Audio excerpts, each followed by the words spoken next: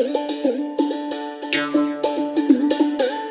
basketball guys, we have news. Let's go to more news from the Golden State Warriors, but before that, don't forget to subscribe to the channel and leave your like. The Warriors are 7th in the Western Conference standings, with a 15-12 record. The executive's intention is to improve this squad, so negotiations will be made and some players will leave the Warriors and new players will arrive. Kevon Looney has received proposals from several teams, and one of them is the Miami Heat. The veteran is garnering trade interest around the league. He may not fit quite the same description as Stephen Curry, Draymond Green and the now-departed Klay Thompson, but Kevon Looney has nevertheless become synonymous with the Golden State Warriors over the past decade. After being taken with the final pick of the first round in the 2015 NBA draft, Looney has built his way up to a valuable rotation player and legitimate starter over recent years. Could Warriors stalwart Kevon Looney be on the move?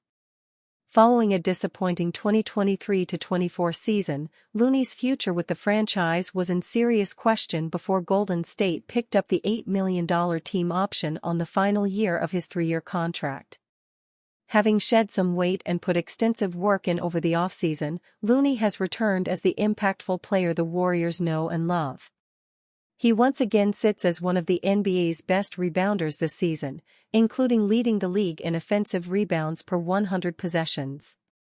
The 28-year-old has also recently retaken his starting center role from Tracy Jackson-Davis, coming at an important time as he looks for another reasonable contract in free agency. However, Looney's future may again be in question before the offseason rolls around. According to Jake Fisher of the Stein Line on Thursday, the 3-time NBA champion is garnering trade interest from rivals around the league. Golden State's veteran center has garnered plenty of early interest from around the league, sources say, as the Warriors consider whether or not to add another piece to a rotation that also features standout sophomore Tracy Jackson-Davis, Fisher wrote. If Looney is viewed as a legitimate asset around the league, that could add an extra layer to the Warriors' trade aspirations prior to the February 6 deadline. In an ideal world they likely keep Looney and re-sign him in free agency, but if his value actually helps Golden State unlock a bigger move that provides a genuine upgrade, then he's clearly not untouchable in such circumstances. Looney's expiring contract could be important in any significant Warriors move, particularly if they have ambitions of trading for Miami Heat forward Jimmy Butler or another star making over $30 or $40 million. Needless to say that it's incredibly beneficial to Golden State if Looney is viewed as a positive asset, rather than simply as a salary-matching tool. His value isn't going to be overly high, but this is nonetheless an encouraging sign that could open up other avenues for the franchise. Any trade that sees Looney depart the franchise would need to have the Warriors bring back another big man, with the center depth already thin as it is with just Jackson-Davis and two-way contracted rookie Quinton Post also on the roster. Steph silences doubters as Kerr urges Warriors to feel stars' power. Maybe Stephen Curry heard the whispers. Maybe he scanned the internet and saw comments related to his performance. Check that. No maybe about it. Curry heard and saw it all because his nature, dating to his teenage years, is to scan and glance. Especially in the face of criticism. After playing 24 minutes without a field goal and scoring a mere 2 points Thursday in a 51-point blowout loss to the Grizzlies in Memphis, Curry bounced back with a boom Saturday night against the Timberwolves in Minnesota. With the Warriors having lost a 21-point first-half lead and fading in the fourth quarter, Curry carried them to the finish line. The reigning NBA Clutch Player of the Year scored 13 of his game-high 31 points over the final 3:38 to lock up a 113-103 win. "It's great to see," Tracy Jackson-Davis told reporters at Target Center. "Lot of people have been doubting that man, but he's been doing this for a long time. Any given night, he can explode like that. We just need him every game. We can't just rely on him. Everyone's got to do their part, but when he gets good looks like this, it helps our team so much." Curry's burial of the revivifying Timberwolves was a resounding response to his abysmal performance in Memphis, which prompted a few card-carrying citizens of Dub Nation to go to their keyboards and take to social media wondering if the inevitable was starting to surface for the 16-year NBA veteran. Not if you saw Curry's brilliance down the stretch. When the Timberwolves pulled within 2, 96-94, with 3:55 left, Curry drained a triple to push the lead to 5. He followed that 22 seconds later with a pair of free throws, hiking the lead to 7, 101-94, with 3:16 remaining. His triple with 2:41 remaining put the Warriors up 104-94 with 2:41 remaining. When a Dante DiVincenzo drive cut the margin to 8, Curry banged another triple to give the Warriors an 11-point lead, 107-96, with 2:09. "It felt good," Curry said. "We needed a win. We needed a feel-good type of experience after the Memphis game."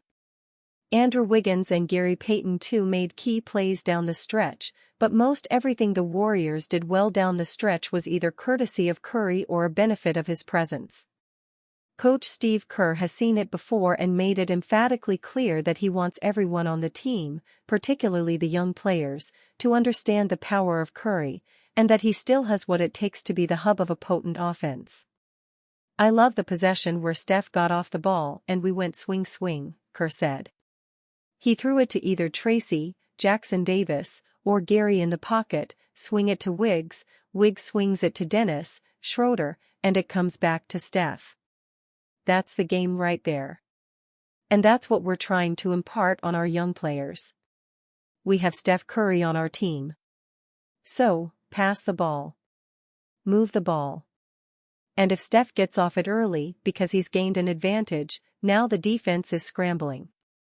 Kerr was referring to Curry's three-pointer that gave Golden State the 107-96 lead with a little more than 2 minutes remaining. Curry withheld the night-night celebration, but that shot punctuated his flurry that put the Timberwolves to sleep. "This is how we played for 10 years, Kerr said of a system built around Curry. And it's important for our young players to understand we don't need contested 17-footers with 12 seconds on the shot clock. That's a bad shot. And I talked to our guys about that during several timeouts. It's something we have to recognize and get better with it. When you have Steph Curry on the team, you pass the ball. Because, when you pass it 2 or 3 times, the defense is scrambling. All hell breaks loose. It's a choice. We can either do that and win games, or we can shoot a whole bunch of 15-foot contested shots in the middle of the shot clock can be a lousy NBA team. It's up to us. And we are hammering that point home with our team. Draymond Green doesn't need the hammer, he knows. Kevon Looney, Wiggins, Payton, Schroeder surely all know. Maybe Kerr's message will resonate from one end of the roster to the other, as it should. When something works, as an offense featuring Curry tends to do, give it a chance to punish the opponent. Warriors guard strong reaction to Steve Kerr's loaded Steph Curry message. Steph Curry bounced back from an abysmal performance to lead the Golden State Warriors past the Minnesota Timberwolves, 113-103, on Saturday. Curry finished with game highs of 31 points, built on 7 three-pointers, and 10 assists to make up for his forgettable 2-point performance in Golden State's loss to the Memphis Grizzlies on Thursday. The Warriors improved to 15-12, but have only won thrice in their last 12 outings. After the game, Warriors coach Steve Kerr stressed that the 36-year-old Curry remains the centerpiece of their offense while sending a pointed message to their young players, although he didn't mention names. "That's what we're trying to impart on our young players," said Kerr in a report from NBC Sports Bay Area's Ali Thanawala. "We have Steph Curry on our team. So, pass the ball. Move the ball. And if Steph gets off it early, because he's gained an advantage, now the defense is scrambling." He added, "This is how we've played for 10 years, and it's important for our young players to understand.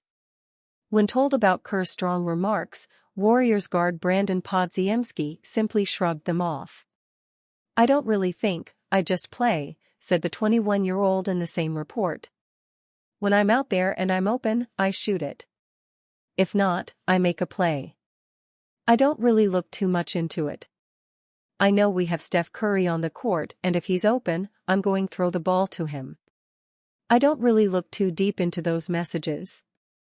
Podziemski contributed 12 points, 7 rebounds, and 2 steals off the bench against the Timberwolves. After getting consistent minutes in his rookie year, he's seen his role fluctuate under the equal opportunity strategy of Kerr this season. Podziemski is currently averaging 8.4 points, 4.7 rebounds, and 3.4 assists in 24.3 minutes per game, all slight decreases from his maiden campaign.